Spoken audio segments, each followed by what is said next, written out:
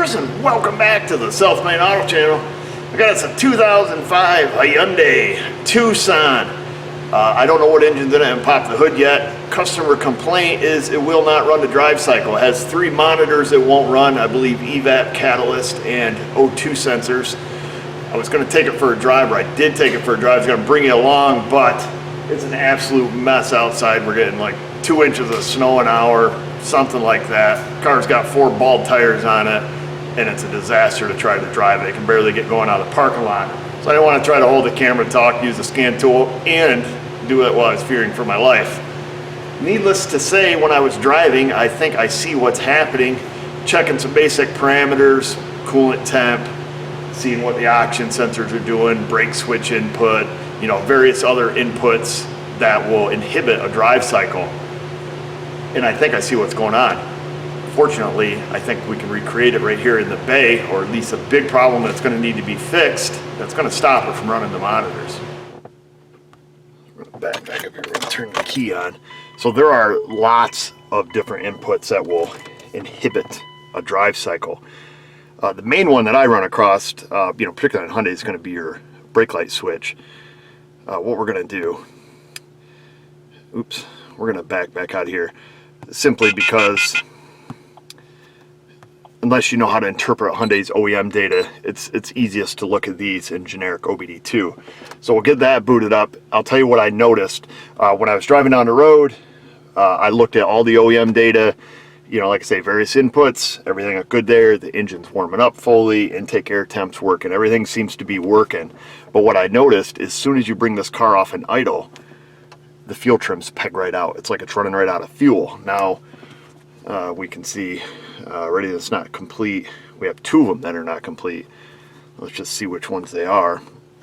I did run it through a forced evap test, so I'll be curious to see if that has run. And it did. So I ran forced evap monitor. So we have catalyst and O2 sensor monitor. Those are the 2 that are not completing.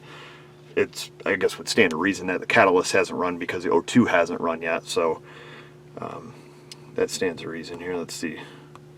We'll go back and we'll get some data. I don't know where my current train of thought just was. Let's see. We'll get our fuel status, engine RPM. We'll grab our long term. I wish I knew what I was just talking about because I could finish that thought, but we'll get some oxygen sensors here. Bank 1, bank 2, bank 1, bank 2. Alright, here we go. Like I say, what I noticed is as soon as I would give it some throttle, fuel trims would peg right out. No codes though. So we'll fire it up here now. The data transmits on this thing very, very slow. Right now we're in open loop. It shouldn't take it too long to go in closed loop. I just brought it inside. Wait for it to hit closed loop. One thing I observed, long term never changed. Always stayed at 0. Regardless, it never left 0.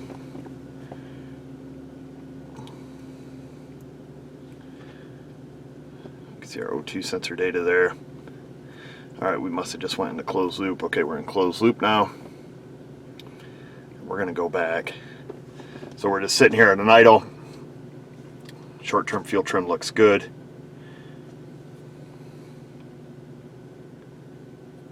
Alright, I'd like to have them both on the same screen, so we're just going to get rid of our our fuel system status. That should put them on the same screen. Just be a lot easier for us to look at them like that. Because that long term there is at 0. We're obviously in closed loop. I'm going to elevate the RPMs here.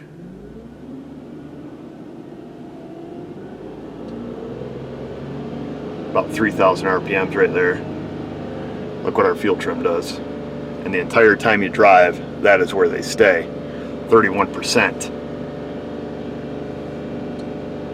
Front oxygen sensors at 0. Oxygen sensor on the other bank is at 0. Interestingly enough, though, the downstream is still, 400 millivolts. Long term, still at 0. So this is kind of kind of bizarre. We'll bring it back to an idle. O2 sensor comes back to life.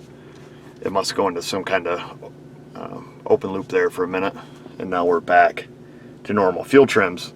So what are we dealing with is yet to be determined. This is as far as I have gotten. So let's come up with a plan here, figure this thing out.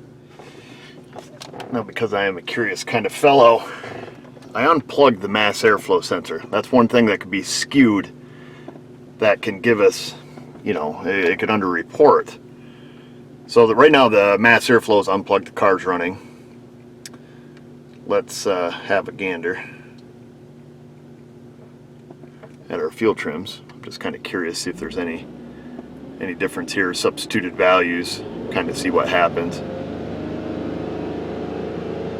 We can see our O2 sensors there, at least on bank 2. Wow, take that back. So we're at 3,000 RPMs.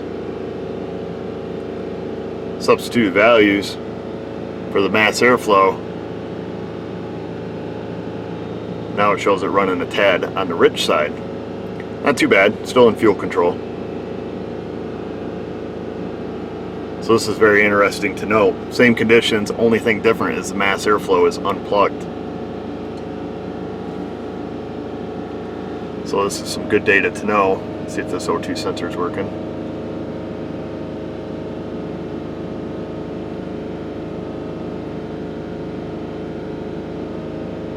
Appears that it is.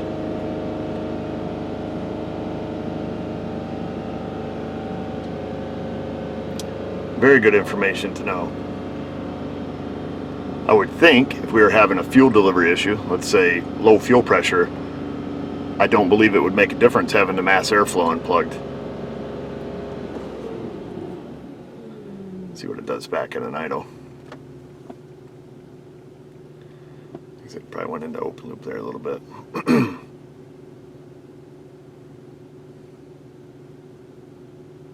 Of course, it's showing it quite rich at an idle. It's trying to take away fuel there with the negative fuel trim numbers. Alright, this is very good information. We'll keep this right in our little memory bank for right now.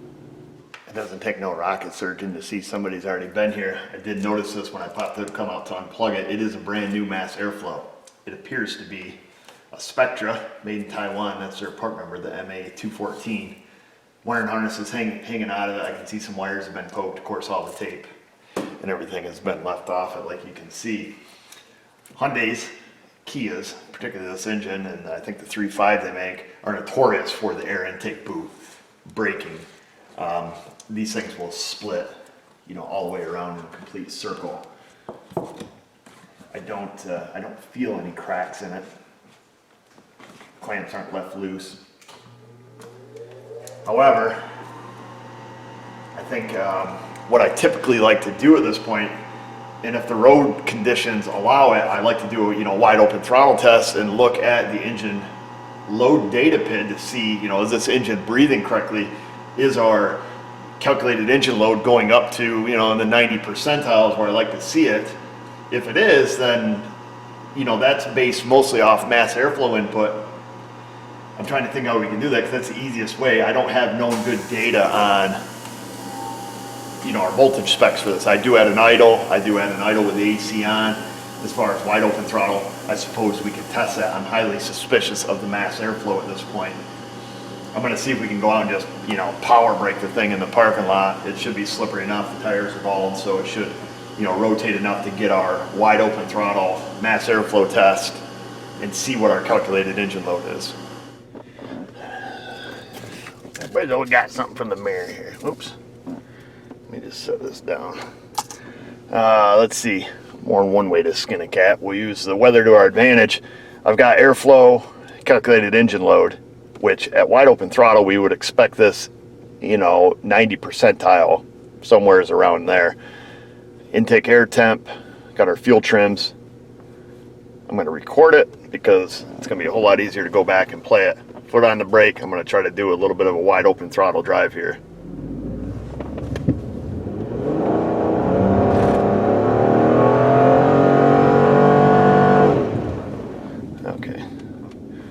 stop our recording. I'm going to I want to save that. W-O-T test 2. Now we can go back in the shop and look at it. Well, unfortunately, I'm not so sure that our test worked out as good as we hoped it would. It's difficult to actually perform that wide open throttle test without a real load. Granted, my foot was on the brake. So here's our playback file. This is actually the first one I captured. The second one was even worse, because we look at like our short-term fuel trim now. As RPMs increased here, you know, our fuel trim got better, which I know that doesn't happen under real conditions, under, you know, a real load. So we have to use our calculator when it was, you know, kind of at its worst. So let's see here, we can pop back in. We'll look at the test that you and I did together here, just to see. It didn't see, I don't know what the buffer is on the recorder on this, but it seems this is very short because we're barely even off an idle here. So we're going to come up. Actually, I think this is the one we were just looking at, wasn't it? Let me check this one, because we want to have our fuel trim numbers when they're at their worst. Now, I know for a fact I should have displayed throttle position data, but I didn't. So we're going to take this information. You're going to have to, you know, believe me that I had it at full throttle. It's the only way I drive, baby. We have our mass airflow. Our calculated engine load is quite low. You know, it's down at 60%. I would expect at full throttle, you know, as it's coming up through its power range, you know, this should be in the high, you know, the high 80 percentile, low 90 percentile on a naturally aspirated engine. This is a, I believe this is a dual overhead cam. You know, it should be very efficient at breathing. So we're going to pop onto, this is OTC's VE calculator, get an idea how this engine's breathing.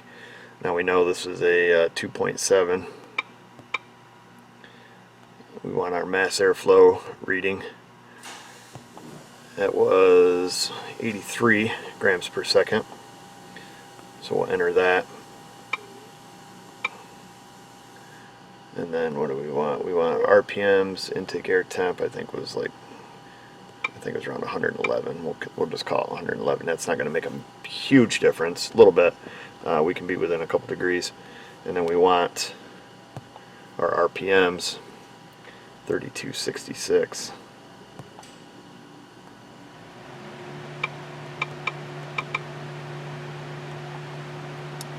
And we show a volumetric efficiency of 75%, which is low.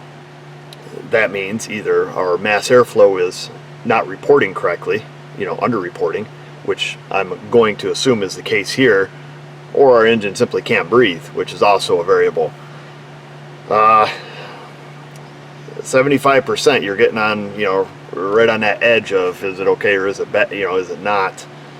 I wish we could do this differently, you know, collect the data a little differently. I'm really suspicious of a bad mass airflow.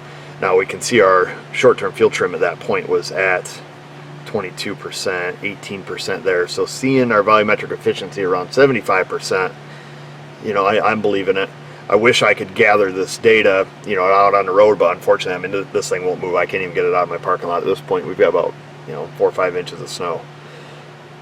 So we're going to have to do what we can do. We'll do some quick checks on the mass airflow. I'm going to see, I'd like to be able to get us at least just a used one. All the parts stores are shut, everything's shut down. You get snow here and it turns into a tobacco. So I say we got to keep moving forward.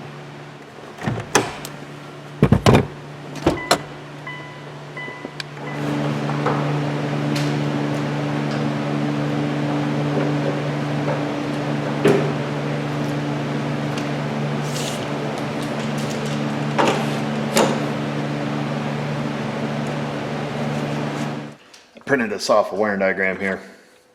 Hyundai does give some specs. I believe it was like 0.6 to 1 volt at an idle, and like 1.1 to 1.3 at an idle with the AC on. That's the only specs they give you. They don't give you a full throttle spec. you know, or a designation for what it should be, anything other than at an idle. There's a few variables here. We're just going to look, make sure we don't have, you know, voltage drop on the power and on the ground side.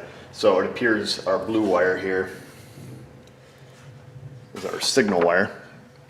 So we take a look here. We have our blue wire is signal, black is ground, and white is our power source. So we're going to take, somebody's already done the hokey pokey. I'm not going to poke in that same hole because it looks like they just kind of tore it open. I'm going to go next to it, however. We're going to grab our power and ground here also. Of course, the difference between us testing this, we're going to fix our holes when we're done. We're not just going to leave this open like some kind of animal.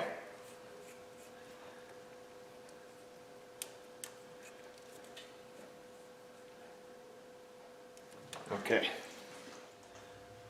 So we're going to take and get our scope set up here. Our blue trace, we have that hooked into the signal wire. The key's on right now. Our red trace we have hooked to the power supply.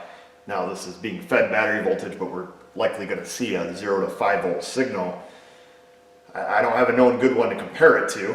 It's likely going to look like any other mass airflow signal we look at here. We're just going to put a lot of time across the screen. And we'll zoom back in on it.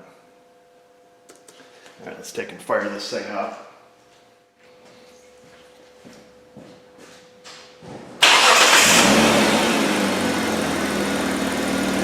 Alright, what do we see here?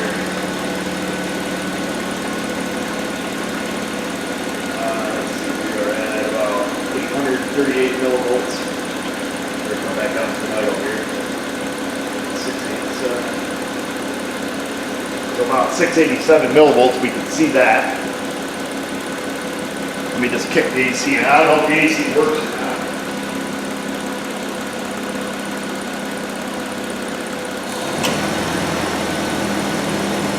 Sounds like it does. Let's see what we have now.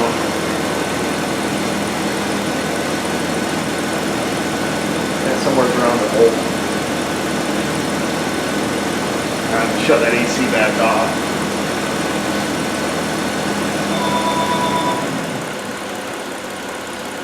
AC's back off. We'll give her, capture a couple throttle snaps here. Let me just start a fresh screen. Alright.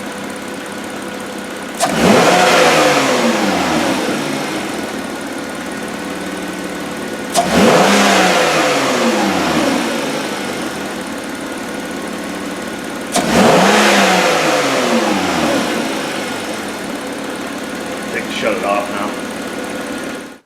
Take and have a look at this, looking at a distance. I don't see any real anomalies.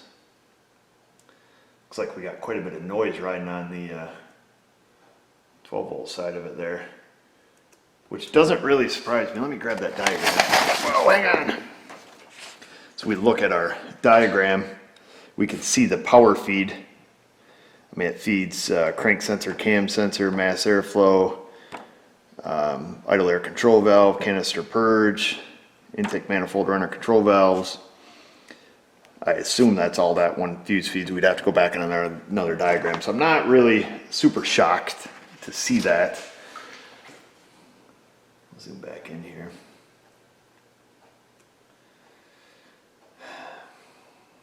We get our initial gulp of air. Once I peak out at about 4.1 volts. Of course, this is when the throttle, every time I open that throttle, I just pegged it wide open. And we can see, it drops, another cylinder pulls in some air and, voltage increases as airflow increases. I really wish I had a known good one because I think we're dealing with one that is slightly skewed.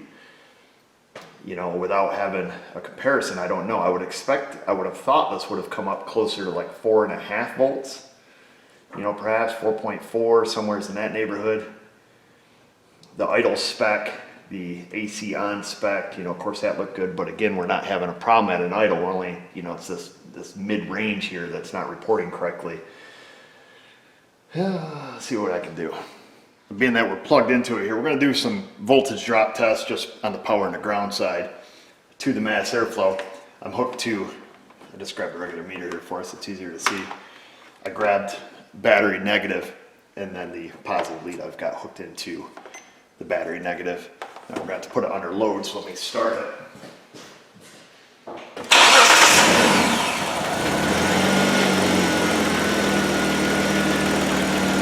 You can see, hopefully you guys can see that. It's auto ranging meter, but about 12 millivolts.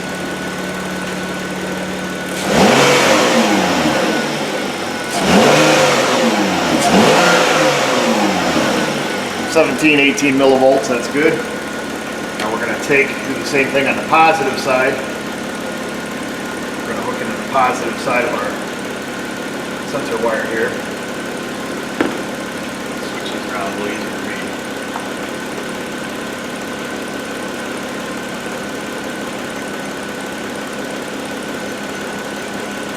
See if I get this thing to stop auto ranging here.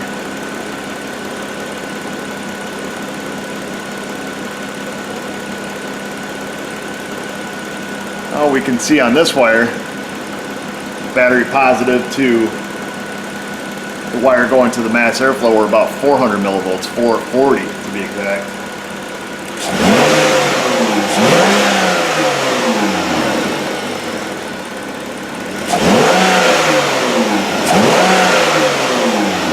We're jumping up around a half volt, a voltage drop. And like I say, looking at the diagram, seeing how much stuff is feeding off that circuit, I'm not really shocked to see that. What we can do, we go just like this. You know, is that creating our issue? I highly doubt it. We're still hooked to battery positive here. We'll take and supply our mass airflow. Before I do this, let's see, with 12 volts. Right straight from the battery, eliminate all possibilities of voltage drop, and then we can watch the scan data here. Should be able to pull this right up. Should still be in here. We'll watch our fuel trims. Like I say, I doubt we're going to see any kind of change. All right, here we go. Tell you what, let me get rid of some of the other stuff on the screen. We'll look at just our fuel trims. Be a little easier for us to see. Like I said, this is with 12 volts. You know, not going to be any voltage drop here.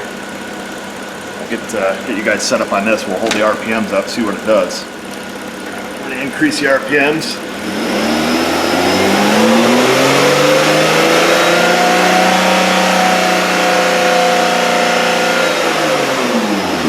We can see we have no change. Lunchtime, baby. Here's my thoughts. Unplugging the mass airflow, unzoom, there we go, and using substitute values that seem to run well. And, you know, that leads me to believe, you know, we're not dealing with like a fuel delivery issue. Even under full throttle, you know, it doesn't appear that we're having any kind of, you know, fuel delivery, you know, fuel pump feeding it. Now, you got to be mindful these things do have issues with the fuel pump. Probably should check the fuel pressure. I'm very skeptical of the mass airflow sensor. It is new, it is aftermarket. You know, just because it's new doesn't mean it's good. We have to keep that in mind. I wish I had a known good one. I'm gonna see if we can't round one up down here at the salvage yard. Like I said, everything's closing today. We can't get a new one. I'd like to either test a known good vehicle, which I have a couple customers that have these. I may have one of the people stop by. I have a lady that has a Sportage. It'd be nice just to grab some known good data. It doesn't need to be skewed much to throw this way off, you know, and still actually run pretty decent. So I'm going to see what I can do. Oh, crap, door didn't shut. All right, I called down the salvage yard. They pulled one off for me. Reach it. There we go. All right, it's tundra time.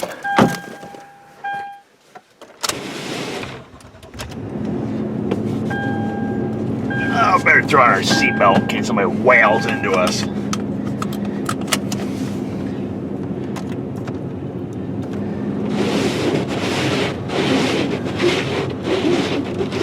Lots of washer fluid. Of course, there's tons of it this time of year because I'm impatient.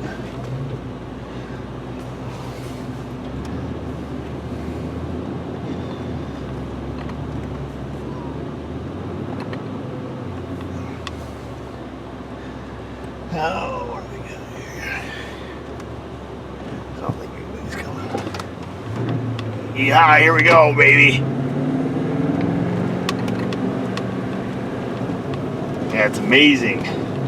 Some of the cars I get in to drive, people that don't run winter tires. I mean, it's just an absolute disaster to try to drive. At least have some, you know, decent all seasons, but I don't know, I run winter tires on everything. I run AT tires on the Tundra, but it's four-wheel drive. And, you know, the car or the van, you know, we just run snow tires. It makes all, you know, once you buy a set of snows and you drive in this crap, you never go back, I'll tell you that. Anything coming? I don't think so. I don't see headlights anyways. This is the worst, man. This slushy, sloppy. This stuff will yank you all over the road. Especially if you're driving on banana peels. But you're on good tires, hammer down.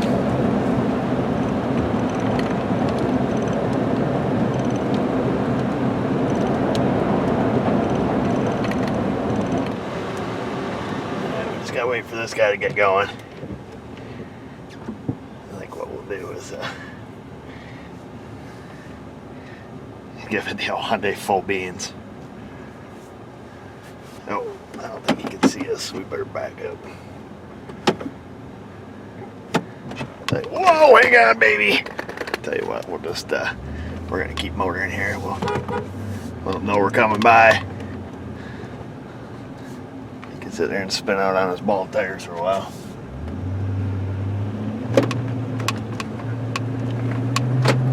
He'll get out, don't worry. I'm not being a jerk. He works there.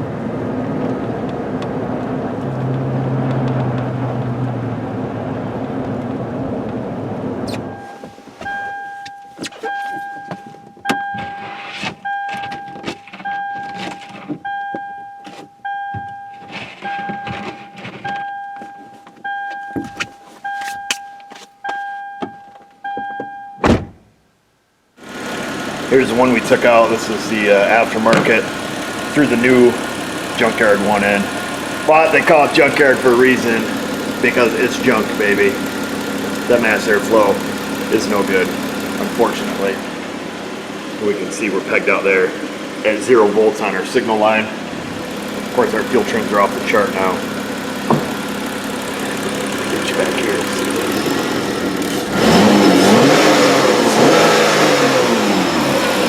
Oh well, we tried. Second time's a charm. Another used one. I'm giving up.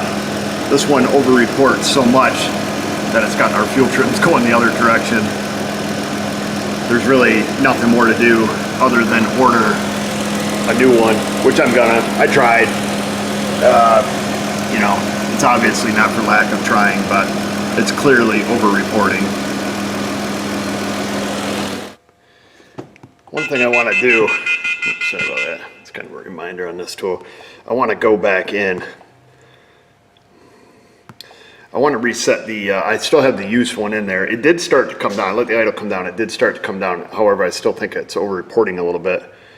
I want to go in and reset the adaptive values that are learned. Because I noticed, I let it run for a little while. I noticed that the short term just quit reporting. I don't know if it went into an open loop fault. I want to reset the adaptive values here. I just want to be 100% certain. We're just going to pop back into some OBD2 data just to have a look. So I just want to head back outside here. Yeah, I mean, it's still reading a little bit high.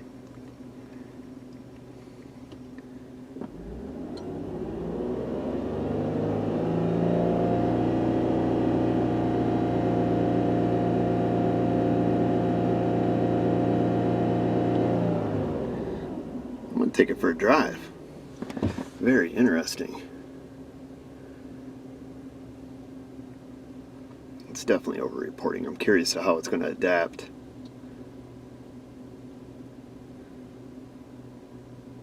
What's interesting is that short-term goes back down. I'm going to have to look into their fuel strategy. So here's what we have driving down the road. We're cruising steady, 55, 60. Roads are clear now. Trust me, they know how to shake down the salt in New York. They put it down. They get paid by the pound, I think. But our fuel trims are reading rock on right now. But then they'll randomly do that every time it goes into a different cell block. But we can see at this point the long term is starting to adapt too. So I'm curious with this mass airflow if it's going to trigger, you know, a rich code. Because it's clearly over-reporting. You know, I don't believe this is a fix, but we get some proof of concept here. We'll see what happens. This appears to be where our fuel trims are happy. We're, I don't know, 8 miles into our drive, and that's where things have settled out. And I've drove, so it would go into different, you know, cell blocks to learn, and that seems to be pretty steady. So obviously the mass airflow is over-reporting. I'm not going to leave it in there. I don't believe it's at the threshold to set a code, but I certainly don't want the ever since you customer, you know, coming back, fuel mileage complaint, or to have this used one foul, you know, shortly thereafter. Let me pop open the readiness monitor, see where we're at in regards to those. And pull over here for a second. Misfire fuel, so those are continuous. Catalyst is complete. That's one that would not run before. Evap is complete. I did not force run, it ran on its own. O2 and O2 heater are not complete, which is understandable because we already had it running in the shop. No codes. And here we are, the following day. 1 second later, I put in a new, you see the Delphi box over there, right next to the Krispy Kreme box. So I put that in. I reset the adapters, however, I have not started it yet.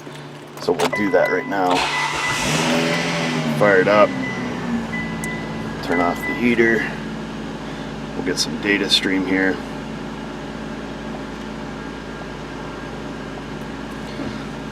Let's see.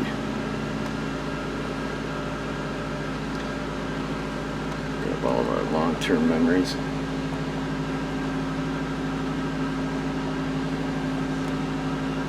See how the new one does. Hopefully better than the old one.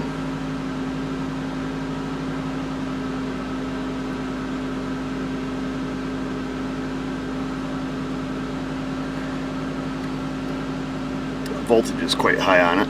Of course, see, well, I guess we can look at RPMs on the scan tool, you dummy. RPMs are a little bit high right now, but that voltage is definitely way too high. Unless it comes down, because we're going to want to see about like 0.6, 0.7 volts.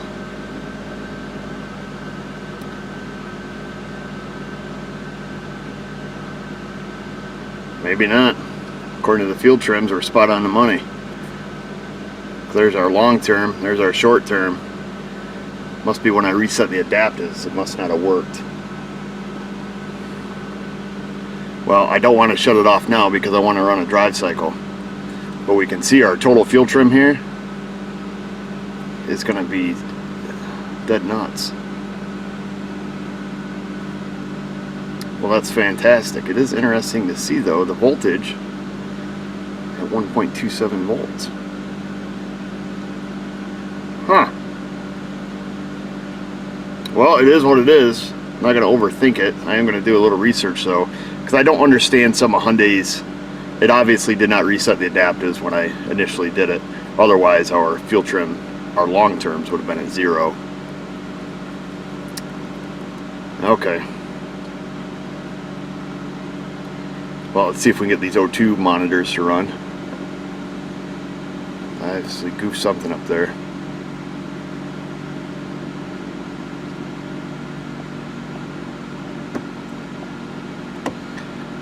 when the O2 heater runs on it. I thought they ran right from the get-go, but I could be wrong. So we'll let it warm up here for a minute or so, take it for a toot.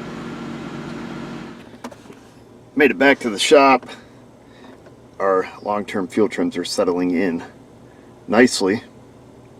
Still have a little bit of corrections to make here from the looks of it. 3, 5, yeah, it's going to put our total trim, once it readapts, it's going to be darn close to 0. Except maybe on bank 1, that's probably going to be, you know, 2-3%. Our total trim. I'm completely happy with it. It is interesting to see that this sensor is reporting about, you know, 3.3 to 3.5, 3.6 grams per second at an idle. Something to take note of. One thing I do want to see, I don't think it ran the monitor. I don't know what it takes to run the O2 monitor on these. I am going to have to go look that up, because I don't want to give it back to the customer until it's complete, because that was what it was here for. Pass, pass, pass. O2 monitor ran, the heater didn't. So theoretically it could be run through for inspection. Now, if you guys remember when it first came in, evap would not run, catalyst would not run. What else? There was another one that wouldn't run.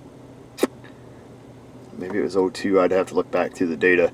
Some O2 monitors actually run after the vehicle shut off.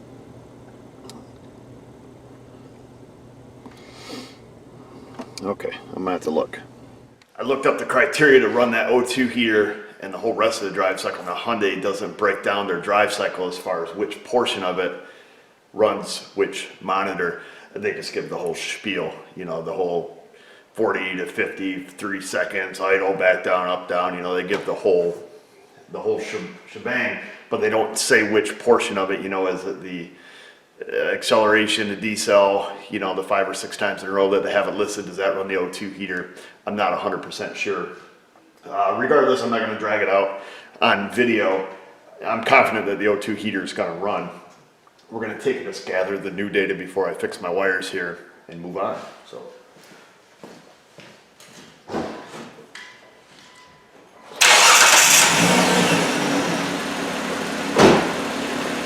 And then that way there we have mass airflow sensor that wasn't working, that was drastically skewed. We'll have a brand new one that we know works good, and we can look at the data. Alright, so we can see here on the Pico, I've got the same traces we had before. Our red trace is going to be our power battery voltage at mass airflow. Our blue trace is the mass airflow signal wire.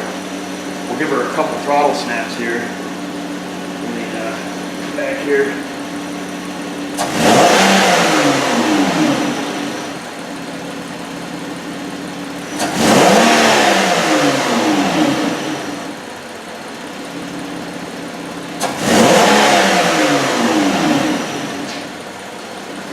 Go ahead and shut it off. Alright, and then we will just save this file before I forget. We can just take a zoom in on here. So that's pretty interesting. It looks like it has a little bit more detail. Of course, you know, with the noise that we have on our power side, that's being reflected right into our sensor here. Obviously the ECM's happy with it, but we can see our initial big gulp of air, the engine revs up, here's where the throttle snaps back shut, and then it starts pulling air across it again until it goes back to an idle. So pretty interesting to say the least. And our peak voltage on these throttle snaps were kind of what I was thinking, so it's about 4.7 if you remember right. On our other one here, you know, which one was it? Was this the old one? That's the old one. We'll open that up and have a look. Of course, I'll put these files down in the description box. There'll be a link down there so you guys can look at them and kind of analyze them yourself. I feel personally that this one was done more with scan data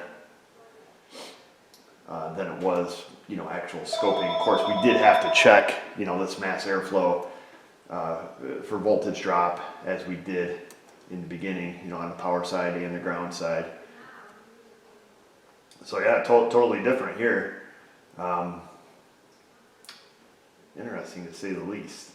Definitely going to save these. But you can see totally different. You can see some similarities, but you can also see the differences. Just on the throttle snap. Pretty cool. Like I say, I'll let you guys mess around with these.